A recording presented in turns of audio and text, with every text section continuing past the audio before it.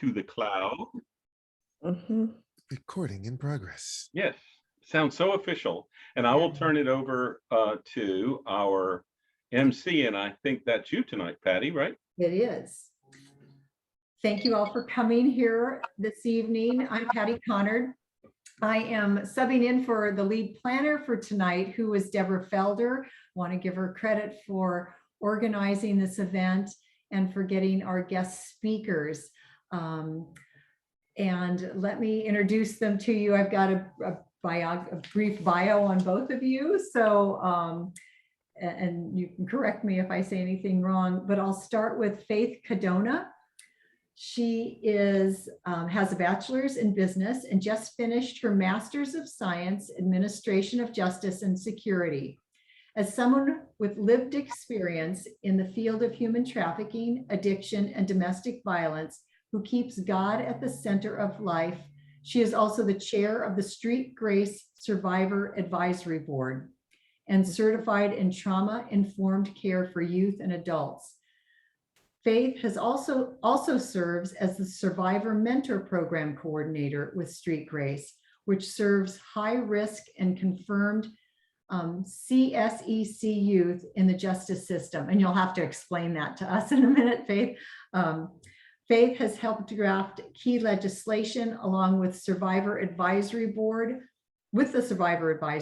to assist survivors in getting their records restricted, which passed under SB 435 in 2019, and the name change bill SB 34 in 2020. So welcome, Faith. And next we have Jamie Carruthers. Jamie ensures that Street Grace's mission of preventing trafficking, protecting the vulnerable, and pursuing and bringing both traffickers and buyers to justice is represented and reflected in federal, state, and local laws.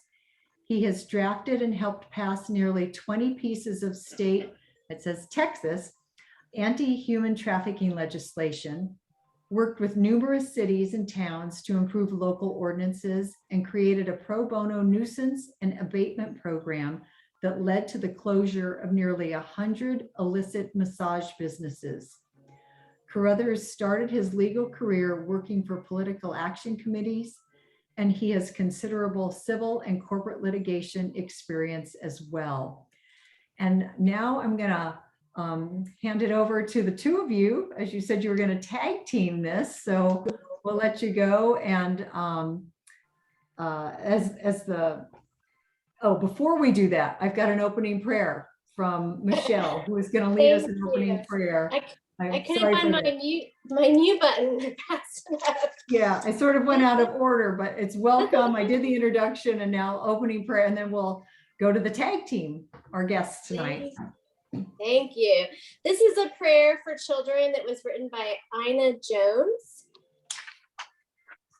We pray for children who put chocolate fingers everywhere, who like to be tickled, who stomp in puddles and ruin their new pants, who sneak popsicles before supper, who can never find their shoes. We pray for those who stare at photographers from behind barbed wire, who can bound down the street in a new pair of sneakers, who never counted potatoes, who were born in places we wouldn't be caught dead in, who never go to the circus, who live in an X-rated world.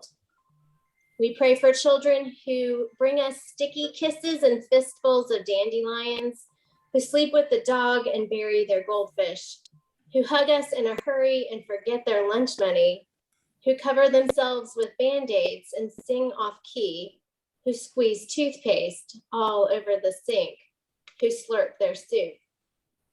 We pray for children who never get dessert, who have no safe blanket to drag behind them, who watch their parents watch them die, who can't find any bread to steal, who don't have rooms to clean up, whose pictures aren't on anybody's dresser. We pray for children who spend all of their allowance before Tuesday, who throw tantrums in the grocery store and pick at their food, who like ghost stories, who shove dirty clothes under the bed and never rinse out the tub, who get visits from the tooth fairy, who don't like to be kissed in front of the carpool, who squirm in church and scream on the phone, whose tears we sometimes laugh at, and whose smiles can make us cry. We pray for those whose nightmares come in the daytime, who will eat anything, who have never seen a dentist, who aren't spoiled by anybody, who go to bed hungry and cry themselves to sleep, who live and move and have no being.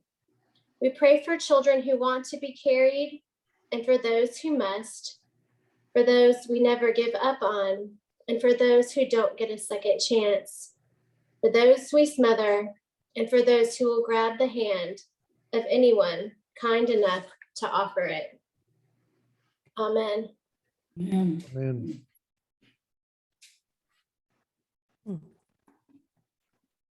Thanks so much. I think Faith is going to kick us off here. So I'm, like she said, I'm Faith, and to your question about what the mentor program was with the kids in the justice system, the prayer that you were just talking about was really I work with some of the youth who actually don't get the opportunity to have the bubblegum kisses and the good homes and things like that. So at Street Grace, we have the opportunity to work with youth who are in the juvenile justice system, who are confirmed CSEC survivors, which is trafficking survivors, and who have criminal charges and things like that. And so we get to work alongside those youth and provide survivor mentors, that a mentor who has the same lived experience and gets to walk the journey with them for a period of 1 year or more, as long as they're in the court system, and maybe even beyond, depending on how that kind of works out for the survivor and the youth. So that's a little bit about, what that is. So to go ahead and get started, Street Grace's mission is to eradicate the commercial sexual exploitation of children, which is CSEC. And our vision is really to have a world where children are free from commercial sexual exploitation, which I know that we're all looking forward to a day where that actually gets to happen. We have 4 pillars at Street Grace. We have the prevention pillar, the protection, the policy, and the pursuit pillar. And we'll talk a little bit more about those in a little bit. And our training objectives today is going to be talking about understanding human trafficking laws, learning how to affect real policy change, learning how to articulate the top human trafficking priorities. All right, I'm going to get tagged in here real quick and go through kind of a brief explanation of what human trafficking is, legally speaking, and practically speaking for that matter. And this is true under federal law and it's true under Georgia state law, but human trafficking is a crime that occurs when a person uses force, fraud, or coercion for the purposes of forcing someone to engage in commercial sex acts or labor. And so we said those elements of force, fraud, and coercion are extremely important, and that can be physical force, forcing someone to do it. It can be fraud, such as tricking someone, bait and switch. We see that in labor trafficking. It can be coercion, violence, threats of violence, offering, applying drugs, withholding drugs. There are 1,000 different forms in which this can take place. And it's very important now to take a step back and say, okay, human trafficking, it's using force, fraud, and coercion to have someone work for me or have someone perform sexual services. When you're talking about a population of minors, any child, anyone under the age of 18, those elements of force, fraud, and coercion don't have to be proven when it comes to sex trafficking. It's enough that a minor is involved in a commercial sexual act. That means something of value is exchanged. That can be money, that can be food, that can be drugs.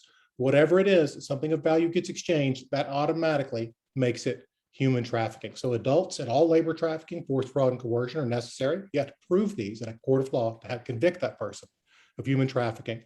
But for a child and its sex trafficking, it's enough to show that anything of value was exchanged in order to induce or cause that child to engage in a commercial sexual act. And again, commercial sexual exploitation of children, any sexual activity involving a minor for which something of value is given, money, food, shelter, substances, or anything else. Okay. And I'm going to change gears here just for a second and talk about something, a term you may be familiar with, may have heard already, This is a big part of the anti-human trafficking movement. It's a growing part of the anti-human trafficking movement, and it's demand. It's anti-demand. And when we look at human trafficking, we pull back and look at it from 50,000 feet as a market. It's a market just like any other market in its simplest form, a market in its simplest form. You have a supply of something, you have facilitators or distributors of that product, and then you have a commercial base for that product. That's true if we're talking about widgets. It's true if we're talking about anything that is commercially sold, and it's true about commercial sex. The difference is here our supply is people. It's trafficked people. And the people who facilitate or distribute this are human traffickers. And the people who buy this, who are the commercial base for this, well, that's sex buyers. So we have a supply of trafficked persons, facilitators who are seller traffickers, and a demand component, which are buyer traffickers. And if with any market, if you take away any leg of this, your market's going to collapse. If you don't have the product to sell, your market collapses. If you don't have a way to get that product to the people who want the hands of the people who want to buy it, your market collapses. If you don't have a customer base for whatever it is you're selling, the market will collapse. Historically, across the nation, not just in Georgia, the supply has always been the target point, arresting people who are involved in prostitution, right? That's been the way to combat commercial sex. Recently, or more in more recent times, they've started taking more aim at the pimps and more aim at the traffickers, people who are making this happen. But criminals choose this criminal vocation for a reason. It's low risk. You're insulated. You're not out there on the street taking the risk. You have people who are taking that risk for you. And for a variety of reasons, that person may never testify against you. So bringing cases against traffickers is time intensive. It's witness dependent, and it can be very difficult. Which is another way of not me saying we shouldn't be arresting and prosecuting traffickers vigorously. We should be.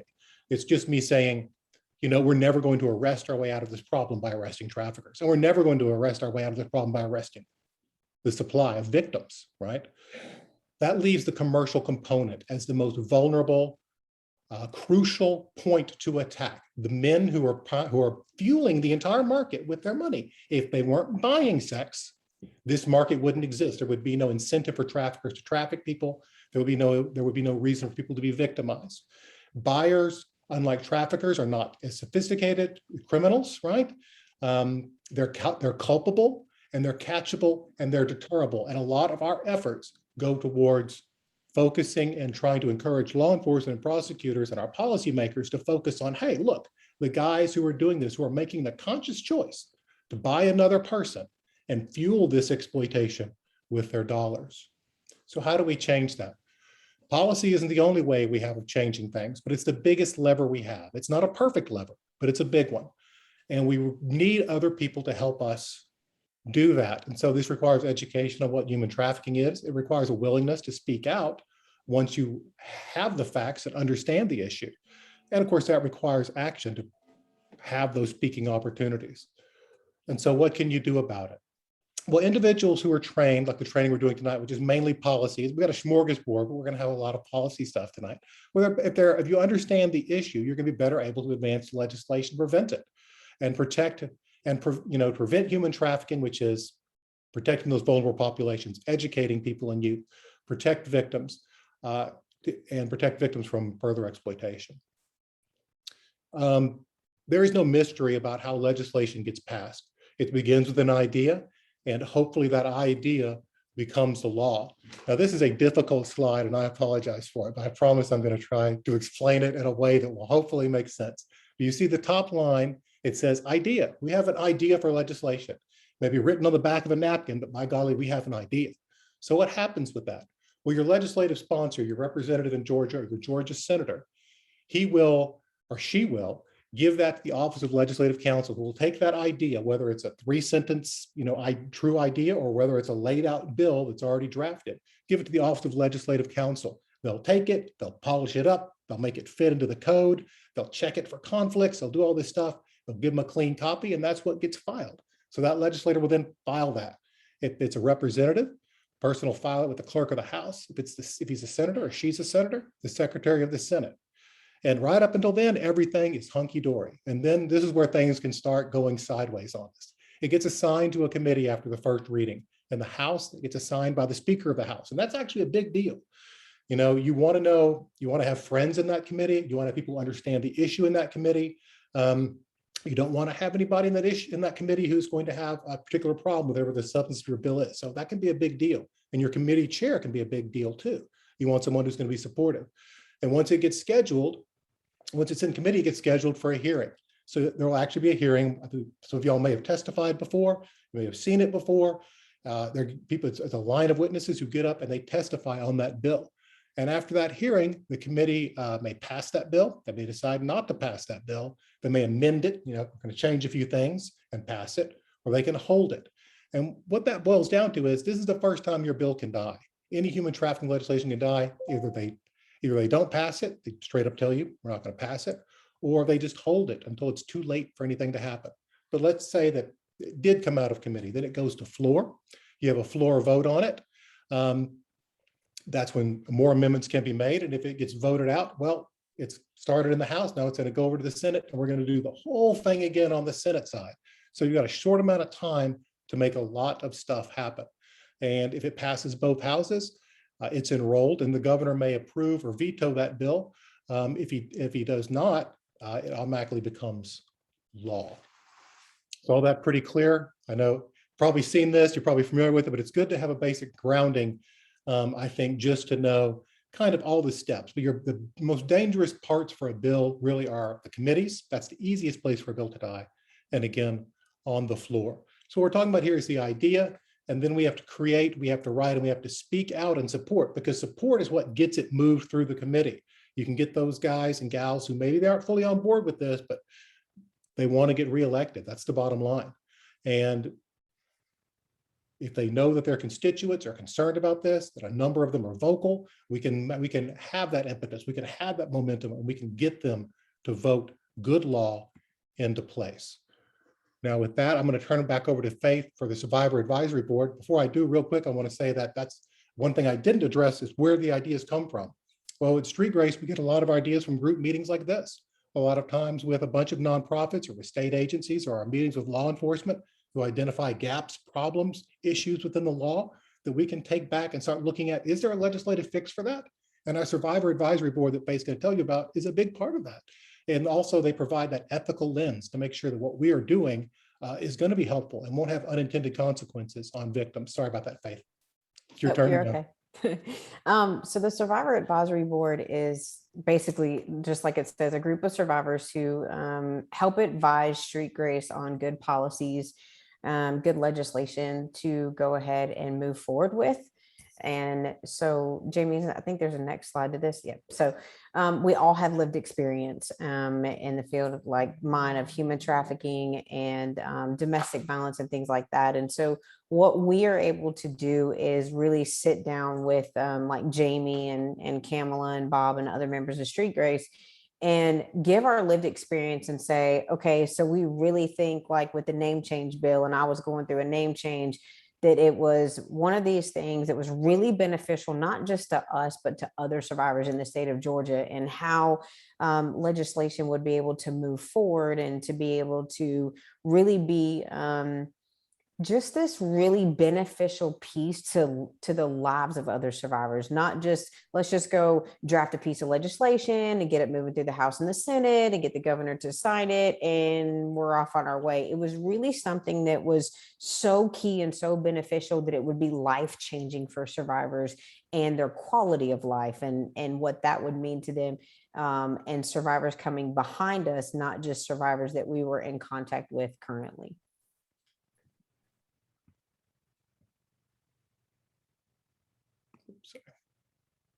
So Jamie, you want to talk about the? Yeah, it's just there we go. My computer's being very slow for some reason all of a sudden. I'm going to start out with just federal law. We covered a lot of this, but just to make the point that those elements I was talking about, trafficking is using force, fraud, and coercion to compel an adult to engage in sex, or to compel an adult or a child to engage in labor. No force, fraud, and coercion is needed with minor sex trafficking. It's enough that something of value is exchanged. That all comes from the TVPA, the Trafficking Victims Protection Act. This is the grandfather or the grandmother of all human trafficking legislation in the United States. Every state pretty much tracks this law. It's going to be a little different, but in essence, we all track this law in our own state human trafficking laws. And I'm going to kind of segue into some, this is by no means, we're on a limited time, not by no means all the policy been passed in Georgia. We're just going to hit some highlights here. There's a bunch of other bills, but just going to talk about some big ones. So 2007, Georgia enacted its human trafficking law that criminalized this action, the force, fraud, and coercion, right? That's when that happened. In 2012, Georgia created a human trafficking task force. Every state agency pretty much sits on that. Street Grace sits on it. A lot of nonprofits sit on this, and it has work groups that work in several different areas to improve the state's response to human trafficking. And here's a big one that everyone should be proud of. Everyone in Georgia, 2019, buyers are felons on the second offense, and that's House Bill 281. I'm going to butcher this name, by Anowitz. So what this means is the first time a buyer is caught, arrested for purchasing sex, usually from an undercover officer, it's going to be a misdemeanor. But that second time, if it happens again, he's a recidivist, it's going to be a felony with all that entails, right? Do you like owning guns? Do you like voting? Do you like not having to put that I'm not a felon on your job application? Well, that's all going to be over.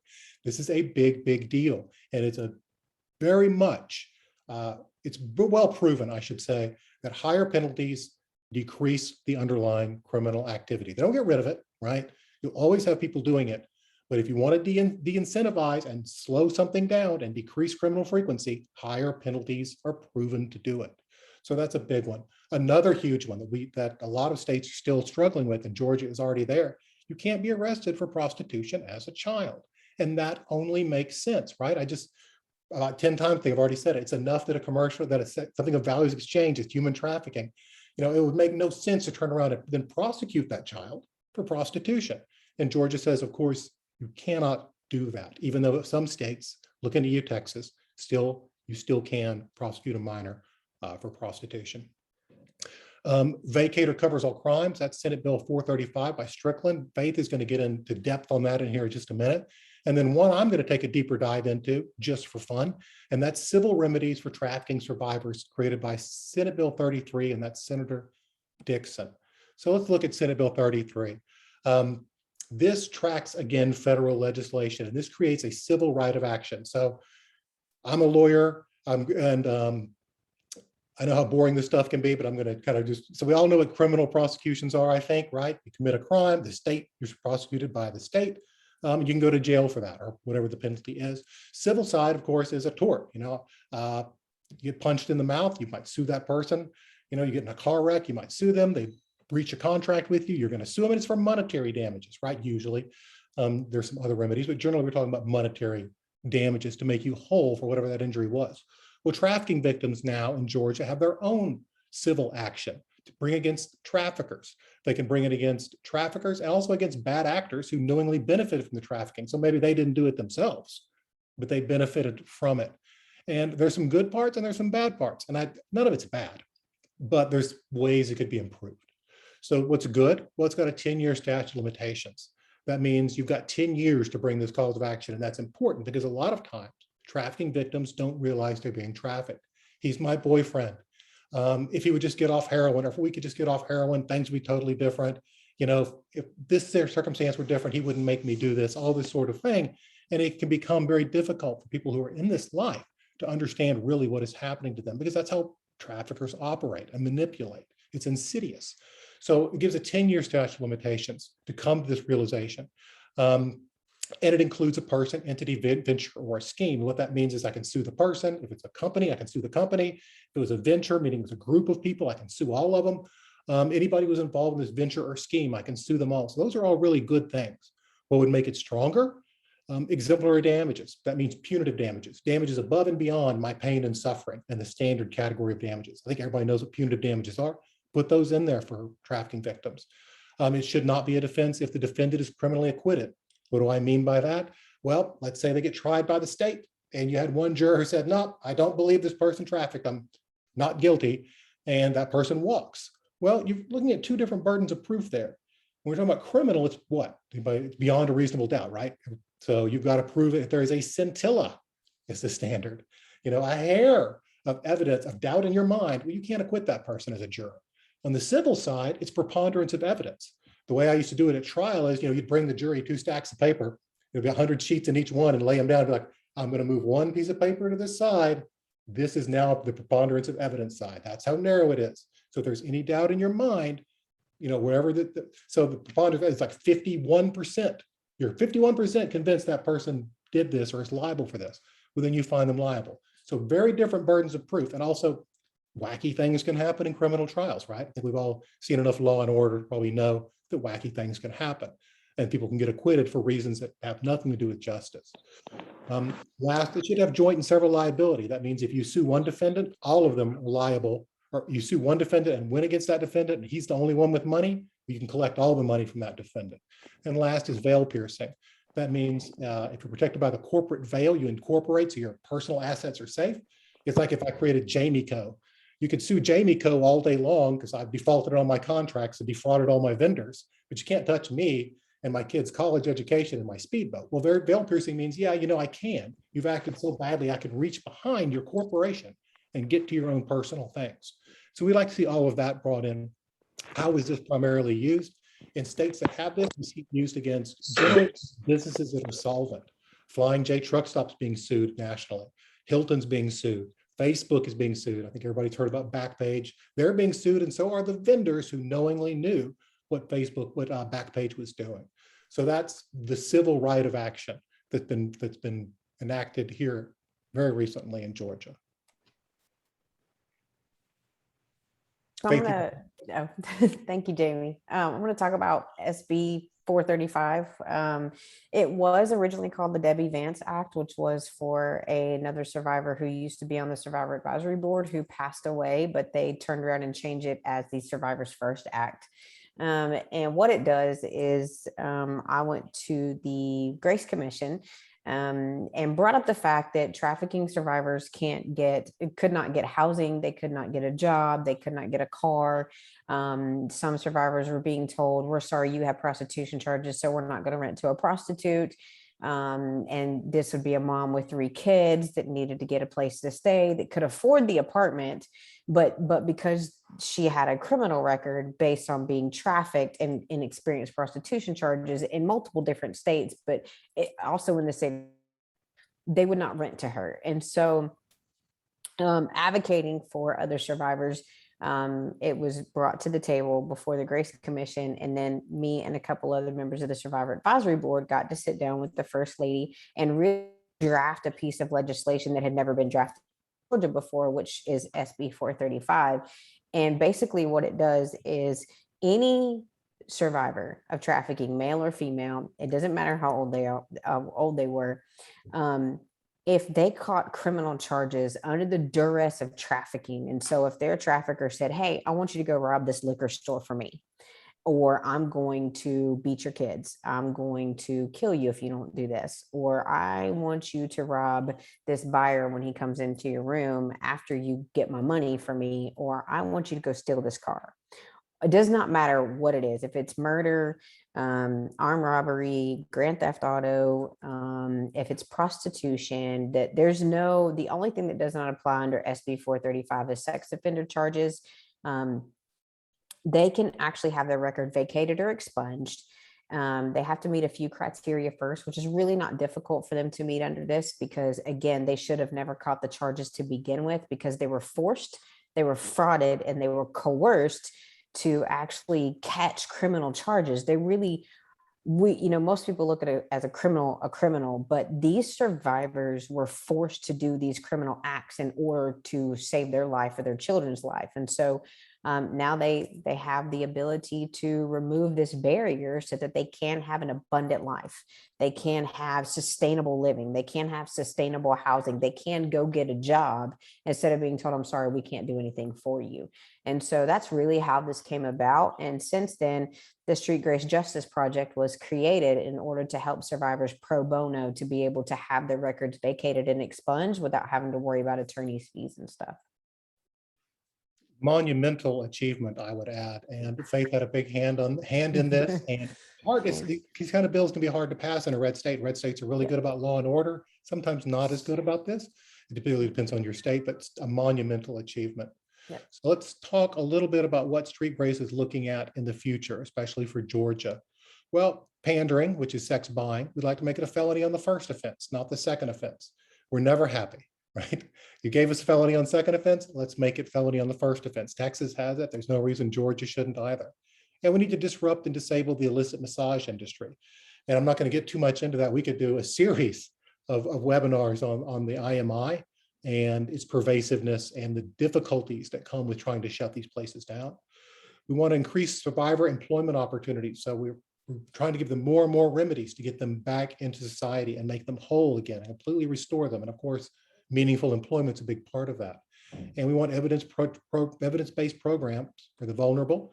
And we want mandated training for first responders. And I'll talk about these in a little bit more depth.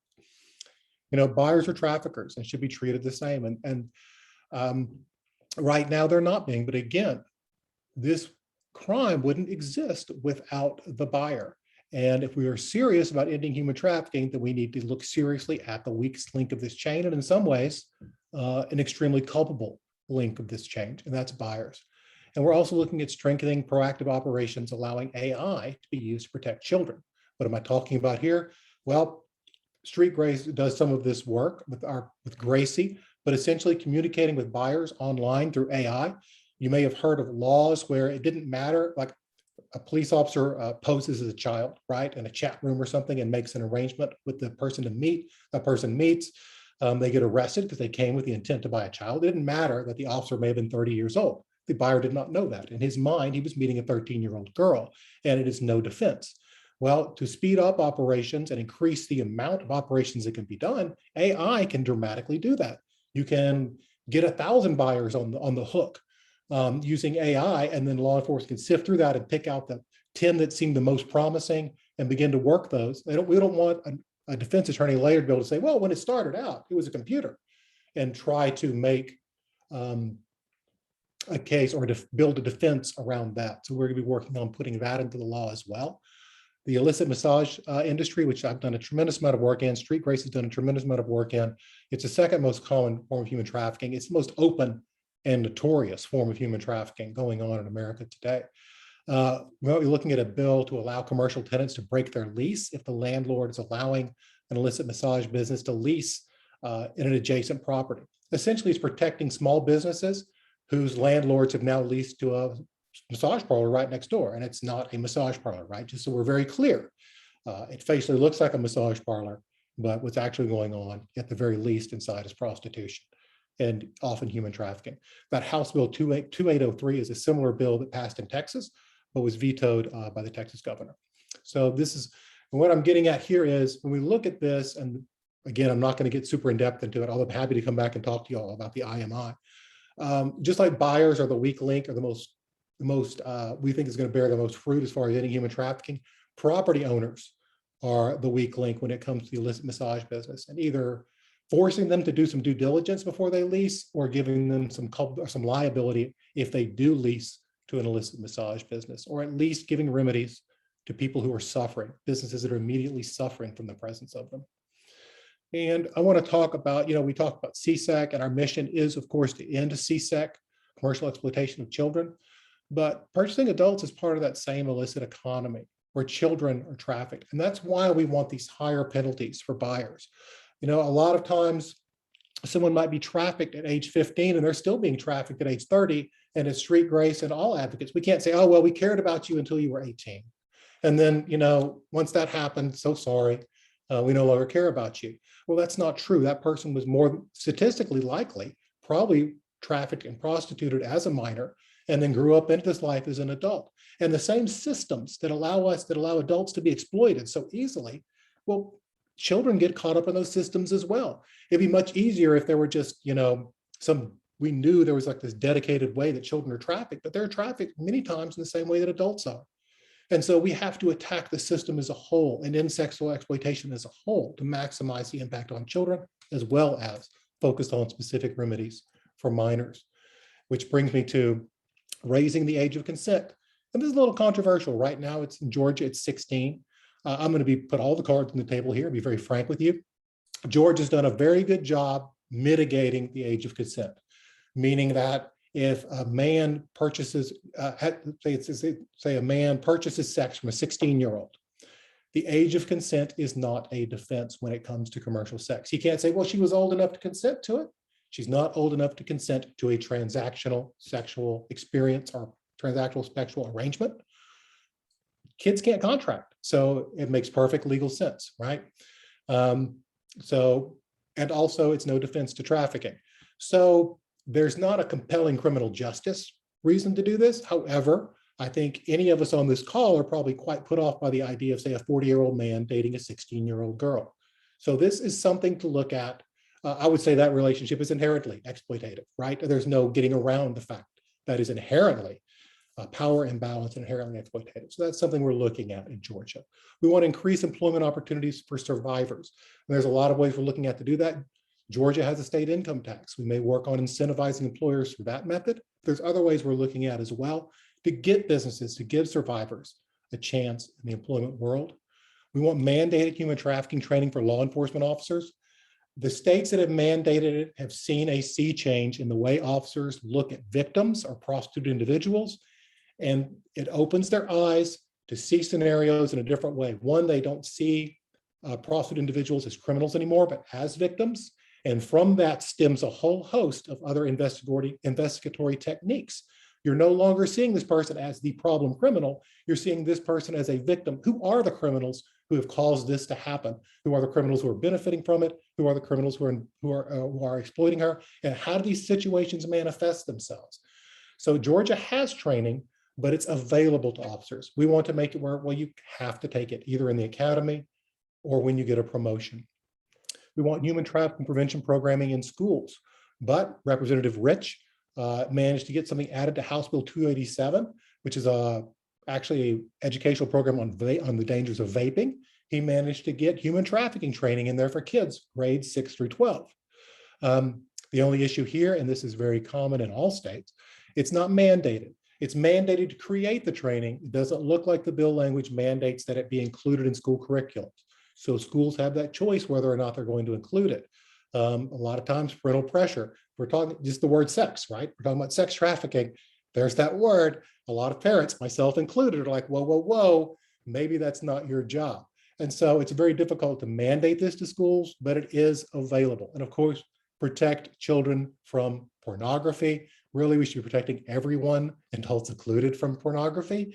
That's a topic for another day, but it is the fire that fuels a lot of what's going on, and certainly the fire that fuels demand. Okay, my computer, there we go. And last on prevention, creating no trespassing zones around group homes and treatment centers that work with vulnerable populations. And what are we talking about here? We're talking about the trafficker who rolls up in his car or her car and hangs out outside of your treatment center, waiting for kids to come outside. Got a bag of weed, you want to go for a ride? The next time Street Grace sees that kid is on an online ad selling for sex. We want to make it easier for police to get on the premises, identify the people who aren't going to be there or aren't supposed to be there, and then criminally punish them for being there, even if they can't prove trafficking. That's been done in other states. No reason it can't be done in Georgia. I'm going to turn it over to Faith now. You probably had enough policy from me for a minute, and she's going to talk more about our programmatic stuff. Thank you, Jamie. So our prevention pillar that we have at Street Grace has several different facets to it. And one of them is the Youth Education Initiative, which is actually launched in Texas right now. And then we have Help Locker, which is also launched in the schools. And we're going to look at that in just a minute. We do city, municipality, community trainings. We also do school trainings. We do street teams where we go out in the community, go to the hotels, pass out bags, blessing bags, really get one-on-one with some of the people who are in the hotels that don't leave. Oftentimes you run into victims that are in the hotels. We do law enforcement training. Jamie, if you go to the next slide. Thank you, Hal. I see your comment. This is Help Locker, where students can go on TikTok and they can actually see messages like what's the average age of kids entering the commercial sex market. And they can actually do why is online safety important? And we actually get feedback on this. You can see where it's got this one alone had 3.0 million likes and 150,000 followers. And this will just kind of show you inside the locker. There we go.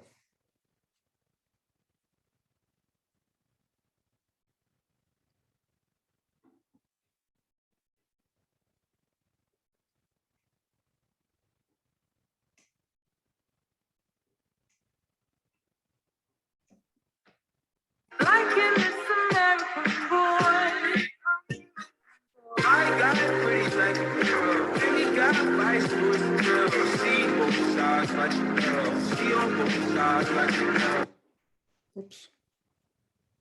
And just to kind of, give a little insight to this real quick before our time is up. TikTok allows these kids to comment and talk to each other. And there have actually been comments where a girl has said, hey, my stepfather's doing inappropriate things to me. Who should I talk to? And there's actual engagement and conversation on this Help Locker on TikTok. And it has actually brought about conversation among kids where they're actually helping each other, and they're actually seeing, hey, call the National Human Trafficking Hotline or reach out to Street Grace. And it's really good for these kids to be able to have a safety place on TikTok instead of all this other junk that they're seeing over and over and over again. And so then we've got protection real quick that we do have a client assessment. We do have victim intake and care planning. We are survivor centered, and we do have a 24-hour statewide hotline. And then Jamie did touch on our AI a little bit, which is Gracie. She does intercept buyer transactions and our demand reduction initiatives. And our policy initiatives, of course, we certainly are going to be pushing a lot of legislation next session.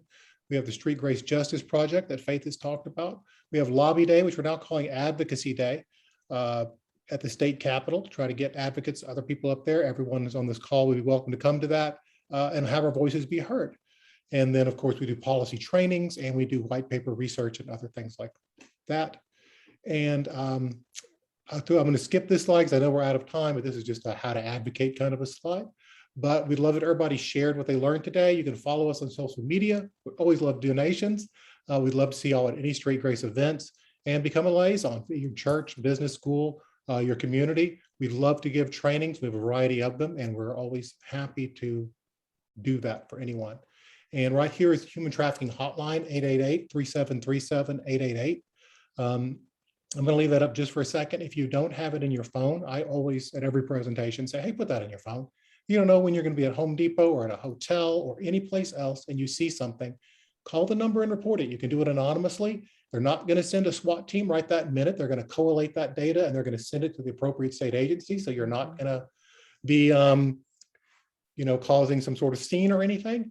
But you may actually save someone's life. So 888-3737-888. If you see something suspicious, there is no reason not to call that number.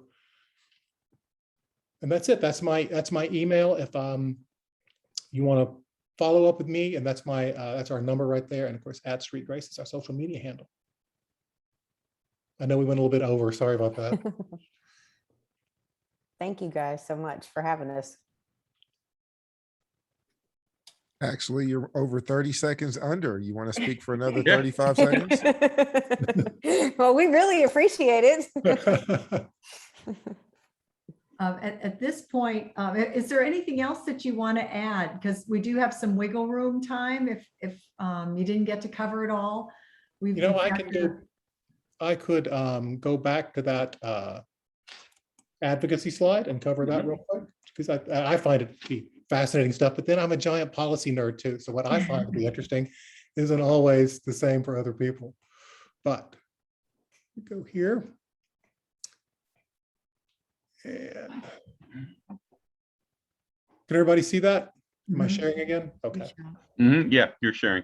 So a lot of times I get asked, what's it like to get a committee or to work at the Capitol? How does that work? What do you do? And the truth is, they're not as happy to see me as they would be to see you guys, because I'm a professional advocate, right? But they love to see constituents. They love to see citizens coming in and talking about issues.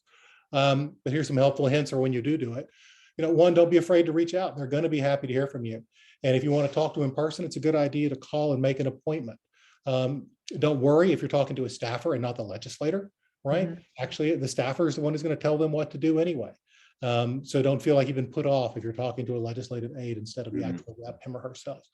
Here's probably the biggest one. Know their previous HT work. If we're going to talk to a legislative office, it's always, all right, human nature is to go in and I know all this stuff and sit down and so I'm going to tell you exactly what this problem is and how we're going to deal with it. But the truth is they may have passed a lot of legislation or tried to pass a lot of legislation in the past. Know what it is and thank them for it. Even if it was a terrible bill, even if it didn't pass, know the bill number and say, you know, Rep Smith, we really appreciated House Bill 1000 last year. That was great. You know, we're so grateful for your office and for your work on this. You know, educate them on the issue where it's needed, but make it a two-way street. Have a succinct message, and most importantly, have a succinct ask. Whether that's, we want you, Rep Smith, to support human trafficking legislation this year in Georgia. We care about it. My church cares about it. Or if you're like, Rep Smith, I really want you to vote yes on House Bill 7071. Whatever bill that is. We want to make sex buying a state jail felony. Have that ask. And then follow up with a thank you. I always do a written thank you by email as well. But those are some helpful tips. If you're going to be interacting with legislators, that's the way we do it at Street Grace. And really, it's an amazing. If you want to start doing this or get involved in legislative advocacy, it's very rewarding, and it's really, again, it's not the first couple of times you do it. It's kind of high stress, but they are so happy to see you, and they're so nice that it's almost always a positive experience.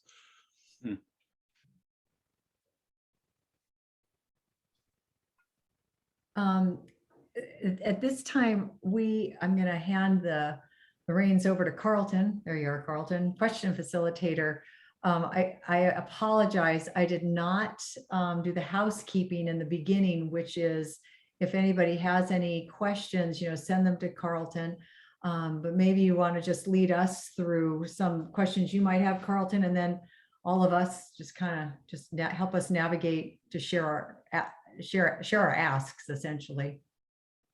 Well, there are no questions on the board yet, but I have a question of my own. Mm-hmm. You touched on a mention of an abusive sexual relationship within a family. Where is the, how should I say, the overlap between sexual trafficking or human trafficking and sexual abuse?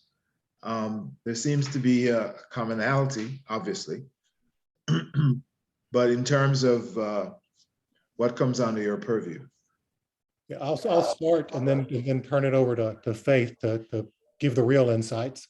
But that's a huge, the overlap with human trafficking. Well, one of the ways that it does overlap is that trafficking victims, vast majority of trafficking victims have previous sexual trauma in their past, childhood sexual trauma. Oftentimes that is family sexual abuse. It might be a boyfriend of the mother, it might be someone within the family, but nearly all human trafficking victims were sexually abused as children. Obviously, not everyone who's sexually abused grows up to be a trafficking victim, grows up to be exploited like this, but it's a very, very common factor with human trafficking victims. Faith, anything you want to add to that? Yeah, so that is spot on. And also when a male or a female, because it's both, there's not one more than the other. One reports more than the other one does, but what tends to happen is it diminishes identity, it diminishes worth. And when those two things alone in an individual as a child is diminished, when they get older, they tend to gravitate more towards people who have exploitive behaviors. And so they gravitate more towards people who are in addictive behaviors, who tend to see more value in their outward appearance than who they are as an individual. And so their walls of defense are kind of really, really, really brought down. And so that's how they end up getting trapped in I don't want to say, the prostitution and the trafficking. And when they're teenagers, they're already doing drugs, or they're runaways, or they're doing high risk behaviors that lead to trafficking and things like that. Because as a child, they're taught that this is how you love people, this is how you receive love. And it's the sexual abuse that they experience that totally wrecks who they are as an individual. And then it just turns and it flips into something that they weren't expecting, they weren't asking for, anything like that. But unfortunately, what happens is they lose who they are when they're children. And so they grow up with a warped sense of identity and worthiness and just all those things that someone who hasn't experienced that typically grows up with a real sense of who they are. And so it's all about trauma too. So. Great question. Mhm. I have a question. You did a great job, Mr. Carruthers. Thank you on covering how to affect policy at the state level. But I wonder if you could talk a little bit too about what people like us, mostly in North Fulton, and could do as far as policy at a more local level, like with school boards, to help prevent this, or to kind of help educate our children so that they have some tools to not be so vulnerable. That's a great question. And a lot can be done at the local level. One, that you brought up school board specifically, attending those meetings and saying, hey, there is now a human trafficking awareness course that's been tailored for kids grades 6 through 12. I'd like to see that in my school. Schools tend to be kind of, school boards, they're kind of conservative. They're kind of, conservative, they're not willing to change a lot of times. So they need some prodding for something new to happen, especially something that might be a little controversial. So that is one thing that can happen. At the local level,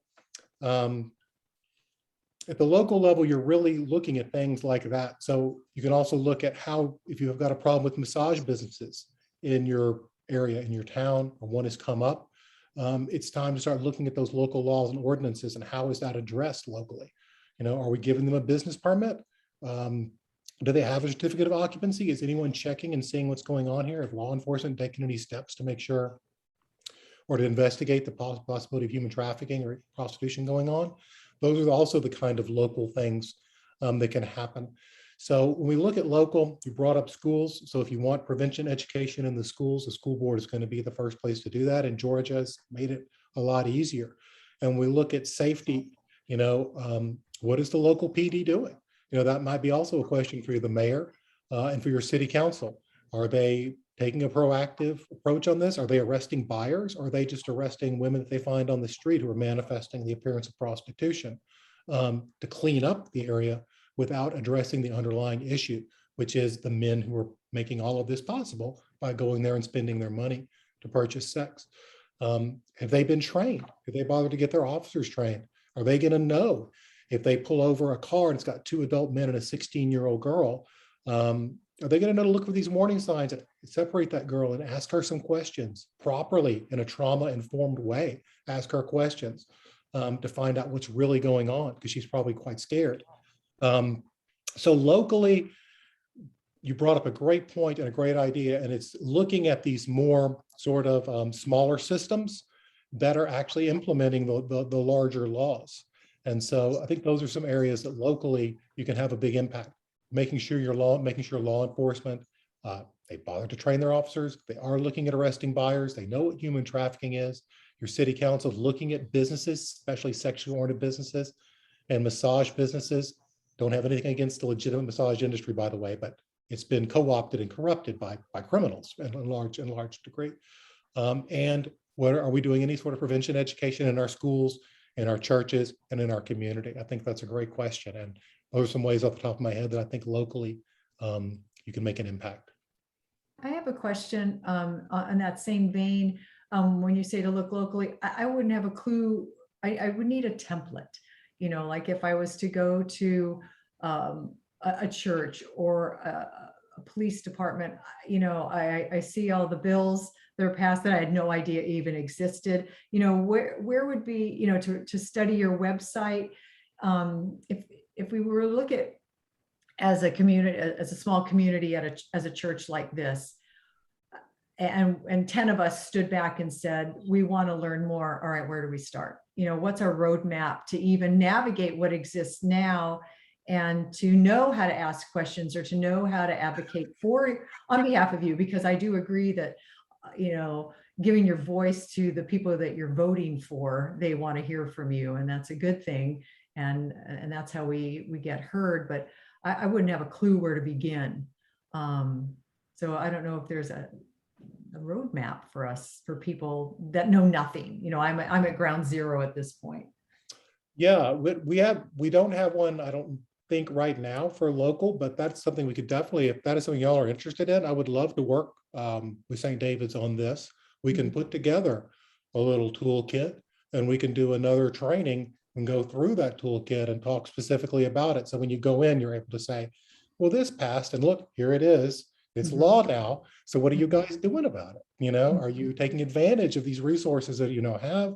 Are you taking advantage of the laws that have been passed and making sure that they're having the local impact they're designed to have? Because, we can write laws all day, and if you guys aren't putting it into practice or taking full advantage of it, then I guess it's sort of like a watchdog approach after at that point. It's like, all right, you said you were, and let's see your performance measures on that, if you will.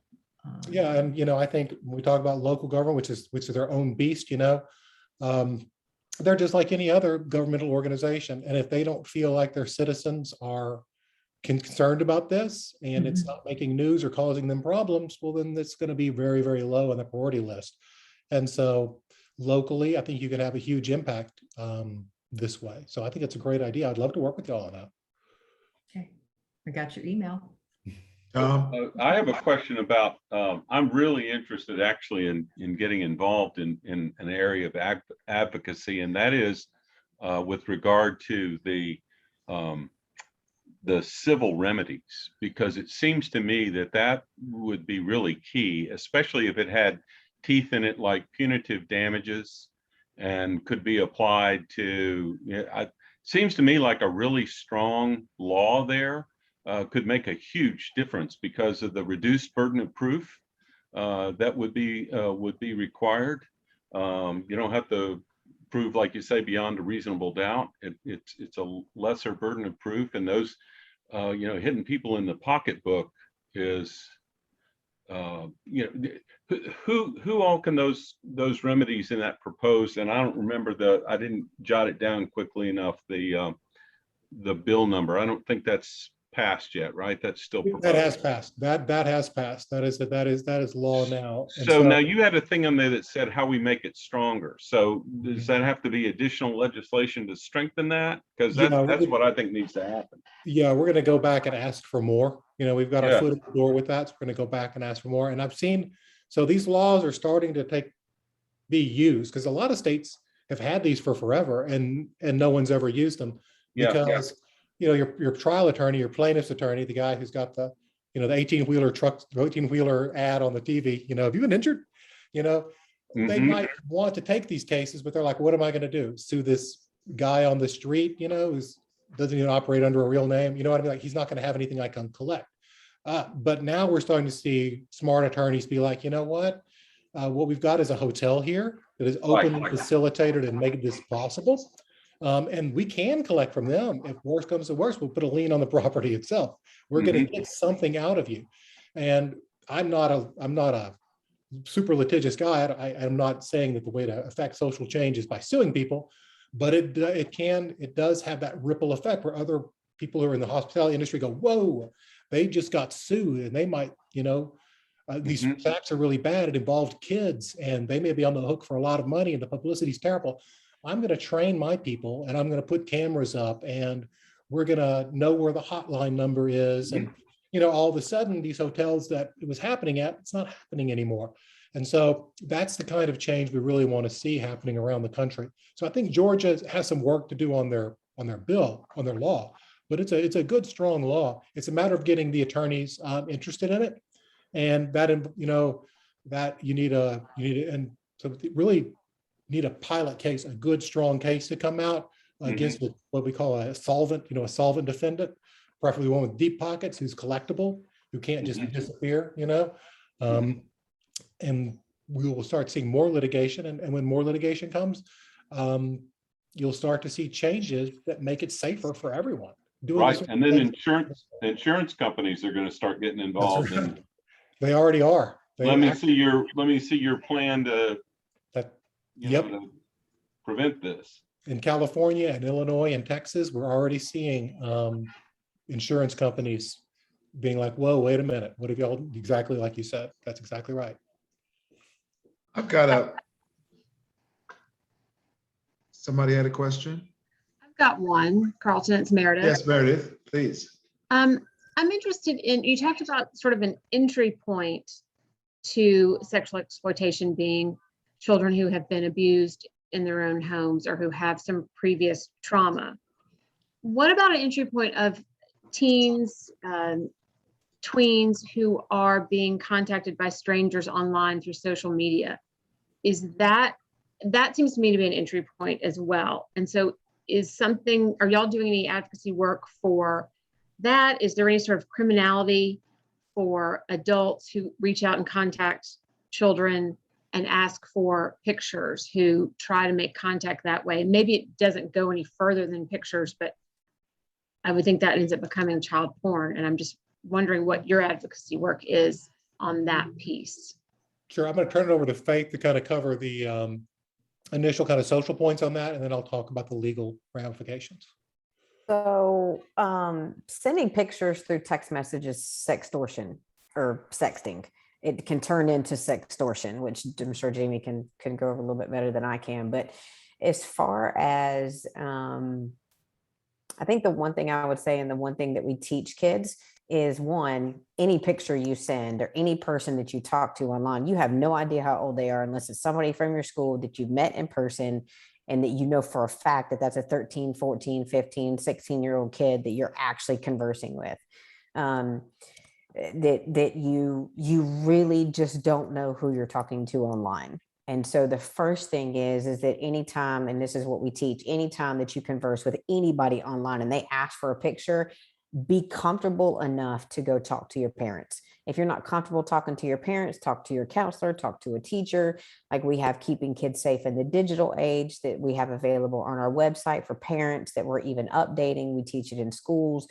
And the other thing that we teach them, because I just had a presentation with youth, and what I talk to youth about as well is at any given moment, right, at any time, and it doesn't matter who it is. It doesn't matter if they say, hey, if you don't send this picture, I'm going to tell your mom, or I'm going to send it to the whole school. That's fine. That's just a bluff.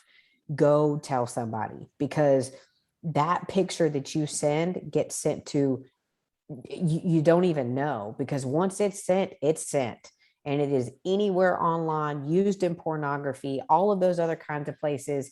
And the other thing is, and this is what we told the kids, is that you could be held liable for sending that picture. There are legal ramifications for sending a naked picture through text message, through an instant message, through a DM on Instagram, a Facebook message, all that kind of stuff, because then it does become child pornography. It is child pornography. And for a child to be held responsible for that, depending on who they send it to, what if it is another child? And so you just never know. And so to really keep kids safe online, they have to really understand that you just don't know who you're talking to. And so I know, Jamie, you know the legal parts of it more than I do, but I really try to stress to kids and parents and grandparents, hey, make sure that your line of communication is so transparent that they don't feel uncomfortable coming and talking to you. It is a difficult conversation at first. I've had it with my daughter, but now she had some guy on Instagram hitting her up with pornographic messages. And she immediately said, Mom, here's my username. Here's my password. Will you please have this conversation with this person? And I immediately was like, okay, I'm reporting you to law enforcement. I've got your username. And I reported it. Of course, I did it through Street Grace, but she felt comfortable enough to come talk to me, which is what we really need to have with our kids. And I hope that answered your question on my part. Jamie, that was pretty thorough and comprehensive, actually. Yeah, a lot of trafficking now is its genesis online. That exploitative relationship begins online, like Faith said, through Instagram or Facebook or any other host of sites that I'm not hip and cool enough to be aware of. But it is a felony for an adult to even request it from a child. It's a felony for an adult to possess it. It's a felony for an adult to send any kind of explicit pictures of him or herself to that child. So that's a felony. Georgia has a sexting law. It's a felony all the way across. There's a misdemeanor exception for kids. And here I'm going off the top of my head, so I might not be 1000% correct here. But for children, it's a misdemeanor unless I think that the picture is someone under the age of 13, in which case that child, of course, we're talking about felony prosecution for children, that's different as well. So it's safer for me to just to say, if it's a child who's sending and receiving it, it's still illegal and it's still criminally penalized to a lesser degree. If it's an adult, that is, like Faith said, child pornography, a penalty to ask for it, a penalty to have it, and a penalty to send it, and a penalty to send it on. And so that's kind of the legal framework of how that is. Got two questions. One has to do with the fact that a lot of activity goes on online as opposed to in a physical location. We tend to think that things happen in, you know, two 40-year-old guys and a 16-year-old female in a car somewhere. But what goes on online is probably more so. The questions are, on the one hand, is there are there task forces within the law enforcement that monitor on a regular basis the traffic, no pun intended, the trafficking online to try to detect that? And the second question in that vein is, what counseling is available to parents? There must be a high degree of trauma involved with a parent trying to police or to find out what's going on online. Is there support available for parents to counsel them, to look out for telltale signs and so forth? So it's two questions. I don't know if Faith has the ball with that. I'll take the first one and give Faith the second one. Okay. Large urban areas are going to have your human trafficking units within the PD, within your police department. And they're going to have what are called ICAC units, which is Internet Crimes Against Children units, which are funded by the feds. So those are going to be large areas which are going to have those large police departments. Your smaller police departments in smaller cities, they just don't have the manpower to do that.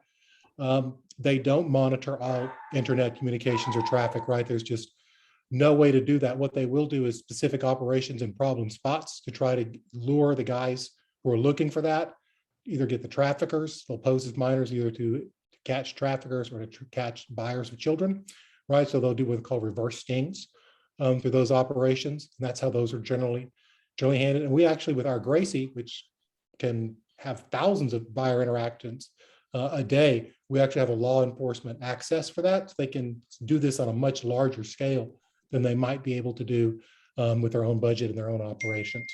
And so we kind of help them in various locations with that. And we're hoping to expand that out nationally.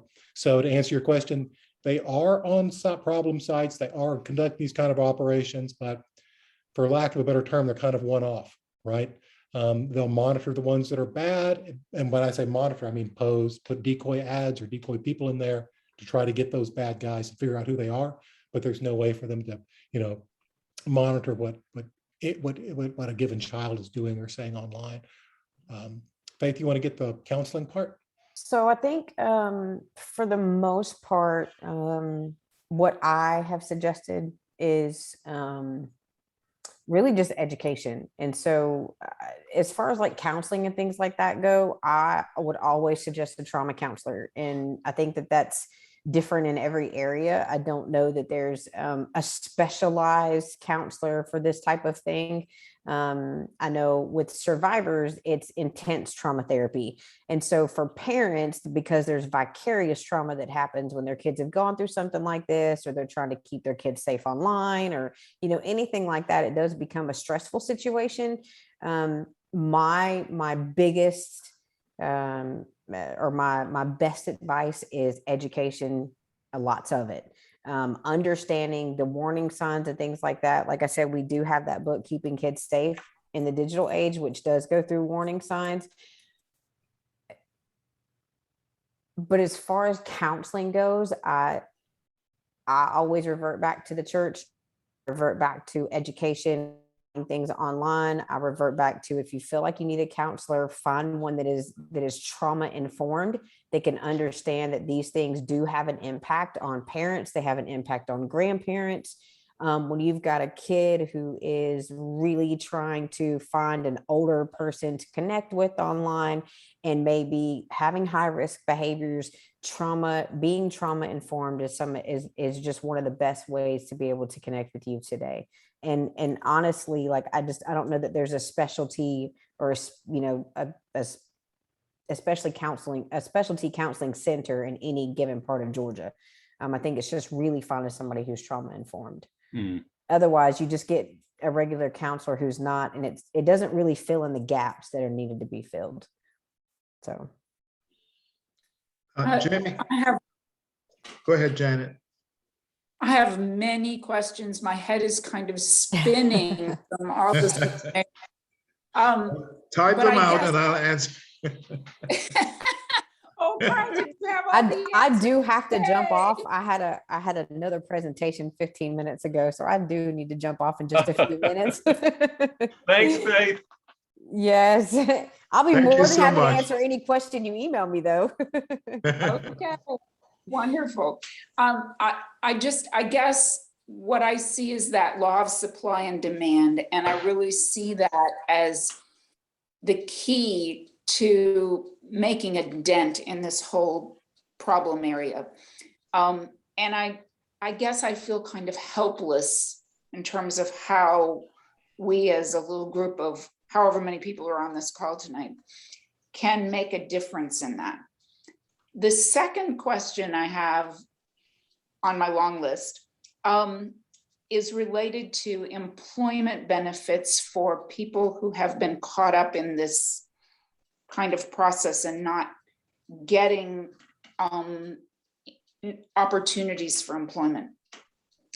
Among the population of persons with disabilities, employers are often given some benefits for hiring people with disabilities. Has there been any kind of movement to provide that kind of support to employers to provide employment for this population? So a big question and maybe a bit smaller one. I'll answer your second question first, Janet. You could come work for Street Grace because that's exactly what we're looking at. Georgia has right now, and I'd ask everyone to kind of keep this under your hat because I don't talk too much about pending legislation because of a variety number of reasons.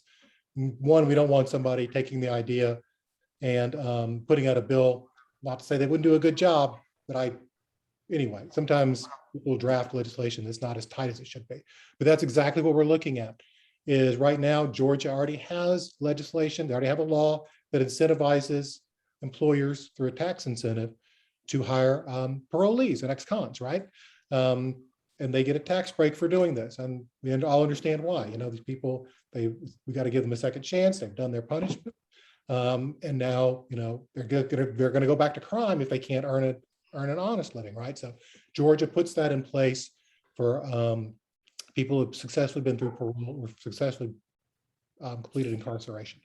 So we're looking at that same sort of scheme, and that makes it very easy to have that already in place so the legislators are familiar with it, everybody knows what it is, they're comfortable with it.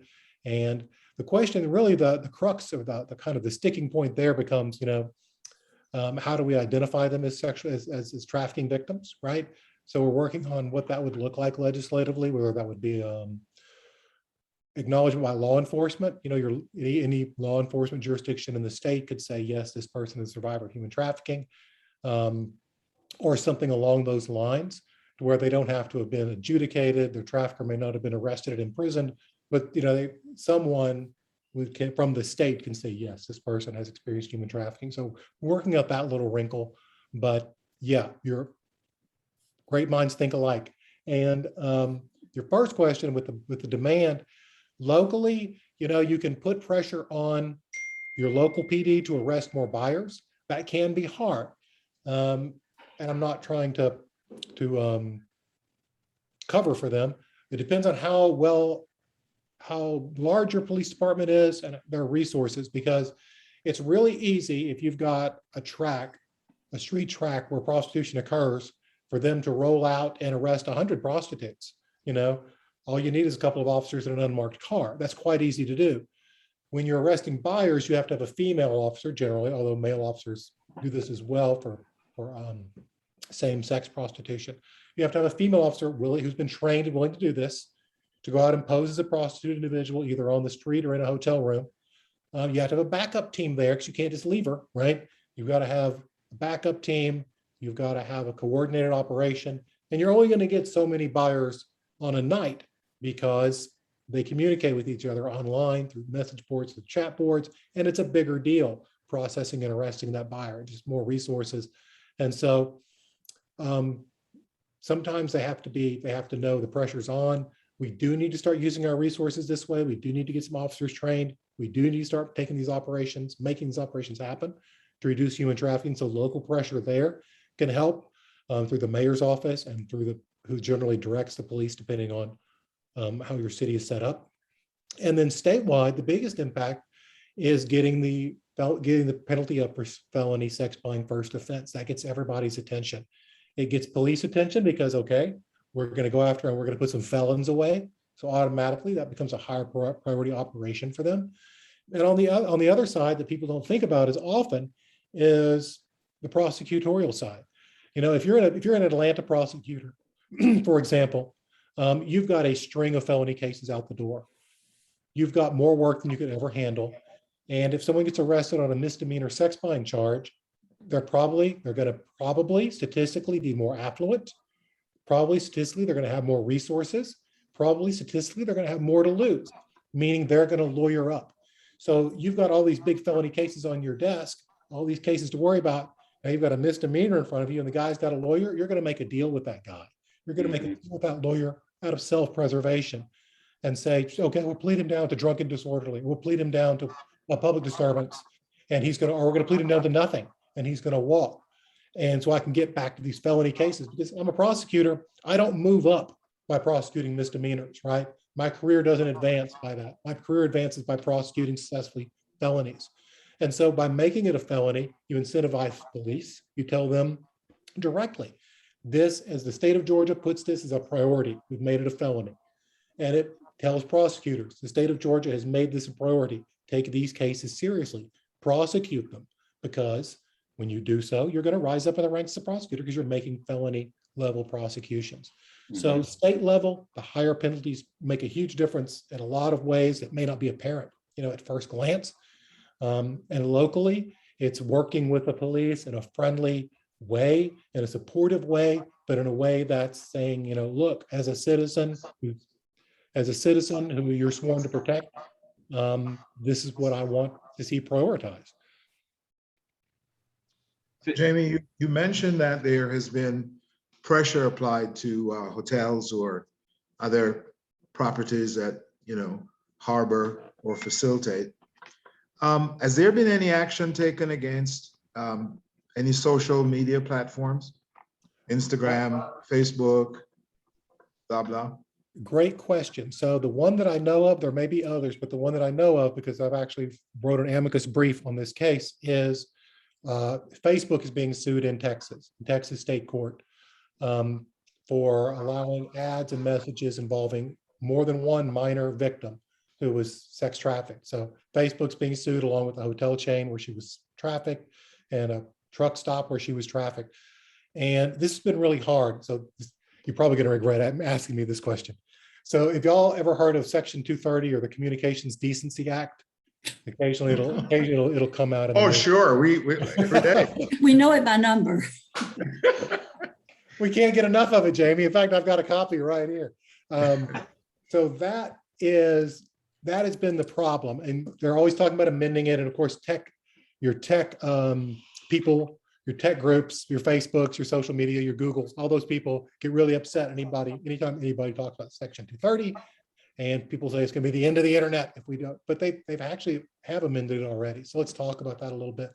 So up until 2019, if I am a site host, let's say I've got Jamie's List, and it's my blog, it's my website that I put out there, and people can post what they want. Let's say it's a buyer, say it's like Craigslist, only it's Jamie's List. People put illegal things on there, selling my used meth lab equipment, selling, cocaine, and prostitution, all these things. Well, as a concerned person, I might go in and delete those ads and get them out of there because I don't want them on Jamie's list. But from a legal standpoint, I would not have any liability for those being there. Why did Congress do this? They did this because to keep the internet kind of free and open. And it become very difficult, right? If you've got a website to say, hey, you've got to police everything you put on there and you're personally responsible if you don't remove it within a certain amount of time. Obviously, that's going to put a crimp in a lot of people and comments as well. You know, you imagine having to moderate your comments in your blog or whatever and remove anything that might be a threat against, say, the president or something. So it's given this liability shield. And of course, we've seen that carried too far. And as an aside, eventually, at the beginning, the Communications Decency Act, and why it was called that, when what it's become is kind of a safe haven for promoting trafficking, is originally it was designed to limit, proscribe, and drastically reduce the amount of pornography on the internet. And then they got an advisory opinion from the Supreme Court who said, yeah, if you do this, it's going to be struck down. And so it turned into this, to what it is now. Now there is a cause of action within the CDA that if I am knowingly allowing this to happen and profiting from it, then I can be sued. And that's what we call the Backpage model, where Backpage made a huge amount of money facilitating exactly this, tens of millions of dollars in money, knowing that minors were being exploited on their website, knowing that pimps were buying these ads. They took the money and they put them up there. It was easy in that case to prove knowledge of what they were doing. And they are being sued, you know, and there's not going to be assets to cover the lawsuits that are being brought. And the service companies that allowed Backpage to do this were also more or less knowing of Backpage's business model. Now lawyers are suing them as well. So the short answer is we've come to sort of a compromise federally on this, where those protections are still in place, where I can't be sued because some schmo put something illegal on my website. But yet, if my website model is I'm making money from these schmoes putting this stuff up on there and wink, wink, you know, I'm not asking for it, but wink, wink, here it is. And you know to go to Jamie's list to find it. Well, then I can be sued by people who are victimized or also prosecuted criminally for doing this as well. It's not a perfect system by any stretch of the imagination, but a lot of progress has been made. If you hear the terms FOSTA SESTA, that FOSTA SESTA is the legislation that created that cause of action and that criminal liability for people who knowingly profit from doing this on their websites. I think we still have a long way to go. We're striking a balance between, you know, freedom, traditional freedom of speech, and also wanting a free and open internet. You know, if I was going to step back from my lawyer position, and my neutral advocate position, I would say we're a long way from a free and neutral internet. Anyway, it's controlled by a small number of players who kind of de facto say what we can and can't say on the internet anyway, and I see no reason why we can't regulate them into the ground. Back onto my soapbox again, or my advocacy position, that's kind of where we are. You've got all these competing balancing interests, protecting people who are legitimately just have a knitting website, and some maniac keeps going on there and spamming, you know, prostitution ads, versus, you know, the person who has a quote unquote knitting website, wink, wink, that happens to be 90% ads for prostitution. And so that's kind of where we are. That probably didn't make a whole lot of sense, but the whole thing is kind of doesn't make a whole lot of sense. I just want to comment on unintended consequences of actually putting more of the buyers in prison. Might make our prisons a little bit better if they weren't constantly filled with just poor people who can't afford a lawyer. Yeah, that's right. And this isn't as true in Georgia, but it certainly was true in Texas. I've had the most policy experience in Texas, and now I'm working in Georgia, California, and Tennessee. But in Texas, a given year, we might have 5,000 prostitution arrests. 4,000 of those would be or actually 4,500 of those would be of prostitutes. All the remaining were buyers who would never see the first day of jail. But in fact, in Texas, your fourth prostitution arrest triggers a felony conviction. So we were sending upwards of between 250 to 700 people to county for felony charges a year who were victims of sex trafficking, who are prostitutes, right? and the buyers are walking away scot-free. We've managed to turn that around in Texas, but it took 7 years to get there. And so, yeah, I mean, there are ways to, and I understand, I hear exactly what you're saying, you know, it's criminality and criminal punishments, you know, it's never a zero-sum game. You're always kind of looking at balancing a lot of different factors there. But we can kind of cut through all of that and say, you know what, these are the guys who are making all of this terrible stuff possible. And they are highly culpable and they need to be in jail. And if we have to do other things in our criminal justice system to make sure there's a jail cell for this guy, we should do that, because if we care about human trafficking and we want to end human trafficking, I'm telling you now, the way we end human trafficking is by not making it profitable. As long as there is a dollar to be made, there are sociopaths who will do this. And the only reason they're able to do that is because of the men who are paying their dollars. And we need to criminalize them to a higher degree than we're doing now. But I totally agree that it should. I mean, to me, it's indefensible that the first offense shouldn't be a felony. I mean, I don't see how that could be justified. But another question, follow up to that, is this: are you, if you are convicted of felony conviction of being a buyer, if you're convicted, are you a registered sex offender at that point? No, not only one state has felony on the first offense, and that's Texas. And we made the conscious decision not to seek that. Yeah. And in no state am I aware of. Now, buying a child, yes, you're going to be sex offender, I think, in pretty much every state. So if you purchase a child for purposes of prostitution, even if she handed you a driver's license that said 25, you know, it doesn't matter. It's no defense. You're going to be a registered sex offender. Purchasing an adult for prostitution, no. And I'll tell you why we made that conscious decision in Texas and why I would not want to support it in Georgia. You mean registered sex offender? Right. The registered sex offender list is primarily a tool to protect the innocent. So you can go online and you can see who in your neighborhood or near your child's school is a registered sex offender. Right. That person has to go around and possibly tell his neighbors, I'm a registered sex offender. We don't want to water that down. When people hear that, we want them to think, and I'm not trying to say this is an irredeemable bad person. We are all children. We're all Christ's children. We are all in need of forgiveness. But, you know, we also have to live in this world and we want to protect our children. So when we see this, we want to know, okay, that's a bad guy. This is a red flag. We don't want a situation where people are saying, okay, well, there's 50 in my neighborhood, but he probably was just a guy. And again, not minimizing prostitution either, but there's a big jump between a guy who maybe grew up with bad attitudes, grew up with kind of a boys be boy mentality, whatever his experiences were that led him to think that she was a willing participant and this was an okay thing to do and guys just do this. There's a big jump between that and the guy who, say, sexually molested a 9-year-old girl, right? I think we can safely say both populations are culpable and bad or engaged in bad actions. I'm a lot more worried about the sexual molester than I am the guy who maybe just made a mistake out of ignorance. And so short answer, we don't want to water down that sexual offender list with guys who they've done something bad, but they're not a clear and present threat to families and children. Make sense? Right.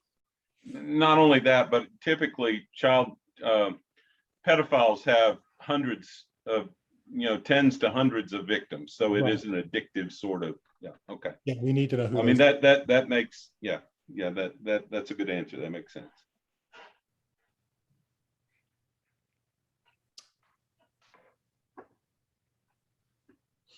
Other questions?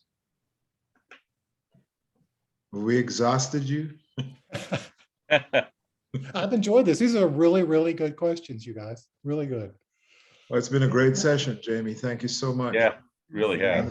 I feel like Janet, my head is spinning. So many questions, so many avenues and no answers on all of them. Yeah. You're doing important work, Jamie. Thank you so much. Well, everything that we do is made possible for people like you, right? And so, and certainly in my little silo of policy work, I couldn't do anything without the help of people who are willing to take a stand and get involved and let their voice be heard. So, back at you. We really need you guys and appreciate you. Gloria, Just wondering if will we get a copy of this presentation so we can have the, It's been recorded. oh, okay, so we can go Yeah. back and look at it. Okay, Yeah, that's the great. Zoom Okay. link will come out on the church, on the Zoom on the church. Yeah. Okay. And I'm still recording, in fact. However, Jamie, is it possible? I mean, it would be nice to get that PowerPoint if that, I mean, if that's, I mean, that may not be something you're willing to let go, but there's a lot of really good information on that. Yeah, I'll definitely ask. I don't have the authority to do that. So Okay. I'm a man under authority. He says, Okay, go. no worries. Go. But Nope, no worries. let me find out if Yeah, and if it's any problem at all, no worries at all. So Or even a list of the bills that you were talking yeah. about. Yeah, that we can absolutely. support. Yeah. Are you here in Georgia? I'm actually in Sugar Land, Texas. I come to Georgia pretty frequently, and I'll be Okay. coming to Georgia even more frequently during y'all's session. Okay. But I work out of Sugar Land, Texas. Okay, all right. And so it's a national program and Exactly. gotcha. All right. Now, yeah, Faith is in Georgia. Bob, y'all probably know Bob. Bob's in Georgia. So we have a lot of folks in Georgia, but I'm there. I'm the Texas stepchild. Oh, okay. good. Oh, it's still Southern, yeah. there's a lot on Section 230. I Googled it, and it's Yeah. yeah. Really, you can spend hours Yeah. with people who are all for tightening it down and people who think it's gonna be the end of the world if we do Yeah. anything. I think this takes us to a conclusion maybe of the evening, and we have a closing prayer by Carol Maddox, Deacon Carol Maddox, unless there are any other questions that anyone has at the last minute. Venerable, Venerable. yes. I missed the adjective. That's something Jamie and I have in common. I am also a woman under authority.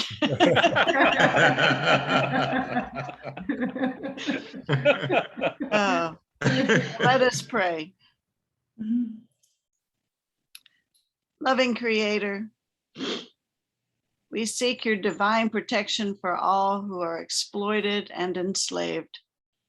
For those forced into labor, trafficked into sexual slavery, and denied freedom. We beseech you to release them from their chains. Grant them protection, safety, and empowerment, restore their dignity, and provide them a new beginning. Show us how we might end exploitation by addressing its causes. Help us reach out in support of victims and survivors of human trafficking.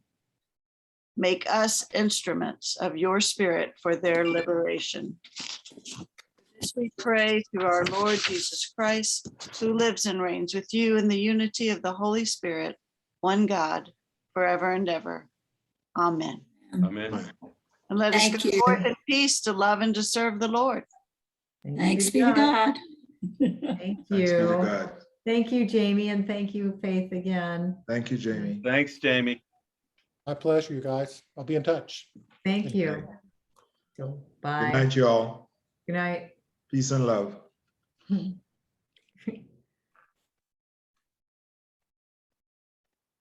Wow. I know, The only thing wrong with that presentation is there weren't 400 of us to hear it. I know. That is so important, and I wow. know. It's a tough subject, though. Yeah. Real quick, Tom, when Michelle called me about the Zoom hosting, right before where I messed up on, she's not gonna be here, and then she was here. We were talking Oh, about. wait. I'm still, let me stop recording. Record. More. Stop recording.